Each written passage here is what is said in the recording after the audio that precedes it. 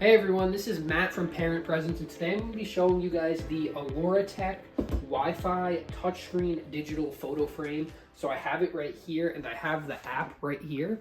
So you simply connect this frame to your Wi-Fi, and then connect your frame to the app as well. Then you're going to have to sign up an email. So you sign up your regular email, and then there's also an email like matt@aluratek.com or whatever it might be. It'll show you on the app. It's very easy to follow. There's a lot of instructions.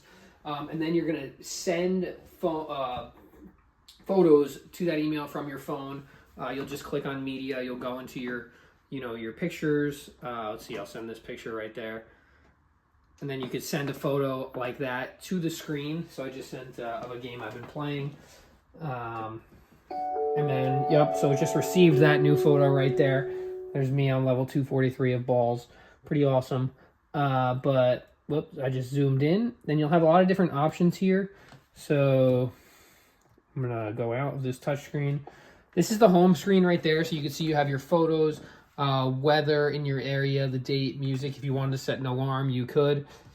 So let's just go to the photos, because that's, what we're getting this for most likely. It does make a really good gift. So if you want to change the settings, you can change how fast these go in between.